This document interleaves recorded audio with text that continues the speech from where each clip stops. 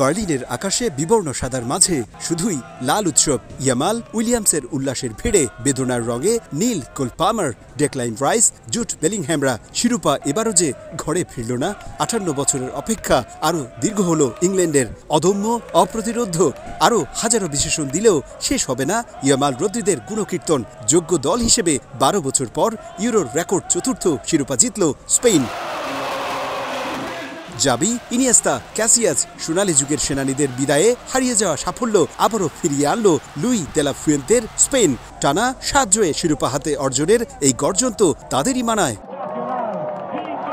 শ্বাসরুদ্ধকর ফাইনালের প্রথমার্ধটা অবশ্য ছিল মেরমেরে। ইয়ামাল, ফাবিয়ান রুইজ বার কয়েক ঝলক দেখানোর চেষ্টা করেও সফল হননি। প্রথমার্ধের যোগ করা সময়ে ভালো সুযোগ এসেছিল ইংল্যান্ডের, তবে ফিল ফোডেনের অন টার্গেট শট ফিরিয়ে দেন স্পেনিশ গোলরক্ষক উনাই সিমন। দ্বিতীয়ার্ধে ম্যাচে ফিরে লালের গর্জন। 47 মিনিটে ইংল্যান্ডের রক্ষণভাগকে বোকা বানিয়ে চমৎকার গোল করেন 22 বছর বয়সী স্ট্রাইকার নিকো উইলিয়ামস। বাড়তি খরচ না করে আজই অর্ডার করুন ফুডি অ্যাপে। ফুডি। গেল 30 জুন জর্জিয়া ম্যাচে গোল পাওয়ার পর আবারও সমর্থকদের উল্লাসে মাতালেন তিনি। তাকে বলের যোগান দিয়েছেন সেই ওয়ান্ডার কিড ইয়ামাল। 73 মিনিটে স্পেনিশ উৎসব থামিয়ে সমতা ফেরান কোল পামার। রুদ্ধশ্বাস লড়াইয়ে নিজেদের উজাড় করে দেয় দুদল।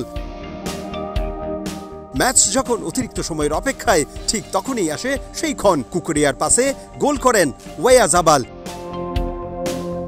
86 মিনিটে এই গোলের পরেই ধারাভাষ্যকারদের চিৎকার, time is running out and Spain is nearly there. শেষ পর্যন্ত ইংল্যান্ডের শত চেষ্টা ব্যর্থ করে বার্লিন মাতল স্পেনিশ সৌরভে। ইংল্যান্ডের 58 বছরের স্বপ্নকে ধূলিসাৎ করে দিয়ে স্পেনের চতুর্থবারের মতো শিরোপা জয়ের মাধ্যমে ফুটবলের মহারণ উয়েফা ইউরো কাপ 2024-এর পরিসমাপ্তি হলো বার্লিনের এই অলিম্পিক স্টেডিয়ামে। সমর্থকদের এমন উন্মাদনা আবারও দেখা যাবে 2028 সালের আয়োজক দেশ আয়ারল্যান্ড এবং যুক্তরাজ্যে। সেই পর্যন্ত ফুটবলের শৈল্পিকতা এবং নান্দনিকতা বেঁচে থাকুক সবার অন্তরে, এমন প্রত্যাশা ফুটবল প্রেমীদের। জার্মানি থেকে বিটু বড়ুয়া, সময় সংবাদ।